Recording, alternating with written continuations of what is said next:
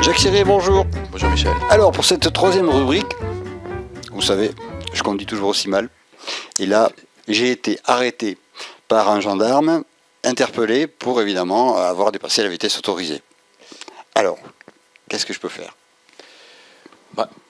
Vous êtes un garçon tout à fait respectueux de la fonction du gendarme, donc vous avez été poli, vous avez répondu poliment. Oui. Surtout, vous n'avez pas reconnu l'infraction, parce que lorsque vous êtes arrêté, c'est le gendarme qui vient vous dire « Monsieur, vous circuliez à telle vitesse ».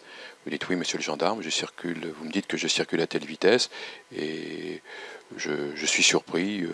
J'estime que je devais rouler certainement moins vite, mais puisque vous me le dites, j'accepte que vous rédigez ce procès-verbal. C'est-à-dire qu'on peut accepter qu'il rédige le procès-verbal, mais pas reconnaître l'infraction qu'il marque. Surtout ne pas reconnaître l'infraction, parce que... Pour se laisser le champ des possibles, en fait. Tout à fait.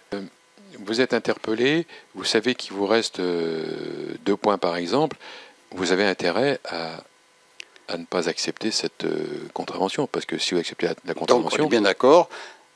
Là, je suis interpellé, il me reste que 2 points ou 1 point, et je sais que je risque de perdre mon permis. Je conteste l'infraction. Systématiquement. Et je peux repartir avec mon permis. On n'a pas à m'enlever le permis, même si le gendarme voit qu'il me reste que 2 points sur le permis. Ah, tout à fait. D'accord. Donc là, bien d'accord. Donc vous pouvez aller faire un stage, récupérer vos points, et ensuite on vous déduira les 2 points à ce moment-là. Tout à fait. Il faut bien faire attention parce que si vous êtes interpellé à plus de 40 km/h au-dessus de la vitesse autorisée, là, votre permis est retenu. Et le préfet ordonne une suspension de permis de conduire à ce niveau de 45 km/h, par exemple. Ça va être 3 mois de suspension de permis de conduire. Oui, en fait, c'est une procédure administrative. Là. Il y a les 2 procédures. La procédure administrative, le préfet reçoit un procès-verbal d'excès de vitesse, il sanctionne selon son barème, effectivement, et tout de suite, dans le délai de 72 heures, il prend un arrêté. Et cet arrêté est notifié. Et s'il n'y a pas d'arrêté pris dans les 72 heures, votre permis est restitué. Il faut bien savoir cela. Faites attention si vous faites arrêter sur le bord de la route, vérifiez si votre permis est retenu, que dans le délai de 72 heures, le préfet a pris un arrêté, parce que s'il n'a pas pris d'arrêté, normalement votre permis est retenu, excusez-moi, est restitué. Et bon, généralement, les préfectures respectent le code de la route et vous restituent votre permis de conduire. Ce qu'il faut savoir, c'est que on peut avoir encore un permis blanc par le juge de proximité. Qu'est-ce que c'est ça, un permis blanc? Le permis blanc, c'est un permis qui vous permet de circuler pour vos besoins professionnels. Par exemple, j'obtiens régulièrement des permis blancs pour des personnes, des chauffeurs.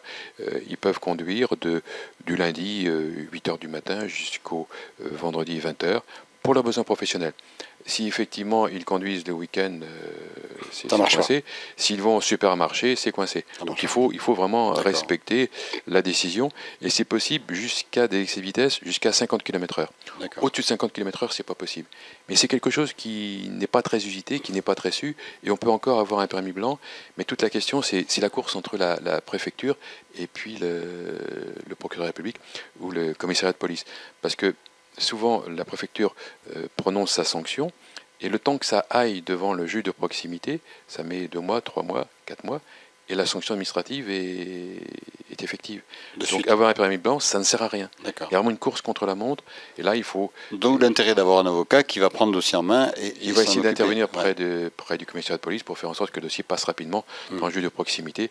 C'est pas facile, mais on y arrive. D'accord. On y arrive. Donc voilà, c'est aussi une autre possibilité. Encore une fois, on ne vous encourage pas à commettre des infractions, mais on vous donne la possibilité, en fait, d'utiliser le droit que nous avons tous en tant qu'automobilistes, de pouvoir essayer quand une faute a été commise, quand même de pouvoir continuer à travailler, parce que c'est quand même ça le plus difficile, quoi. Ce qui est important surtout, c'est que si on ne peut pas contester la régularité du procès verbal, l'avocat monte un dossier et permet que la suspension de permis de conduire, quand le dossier passe devant le juge de proximité ou devant le tribunal de police, soit la moins élevée possible. On arrive toujours effectivement à gagner 1 mois, 2 mois, 3 mois de suspension. C'est important pour quelqu'un qui en a besoin. Donc on monte le dossier et ça permet au juge de statuer, de personnaliser le dossier. Ce ne sont pas des dossiers automatiques. Et c'est l'intérêt de la justice française. Voilà. Écoutez, encore un cas. N'hésitez pas à nous faire connaître vos cas personnels parce que ça peut servir aux autres aussi. Donc on essaiera de les traiter avec Maître Ciré et de voir ce qu'on peut faire, comment on peut vous conseiller. Merci et à la semaine prochaine. Merci Michel, à la semaine prochaine.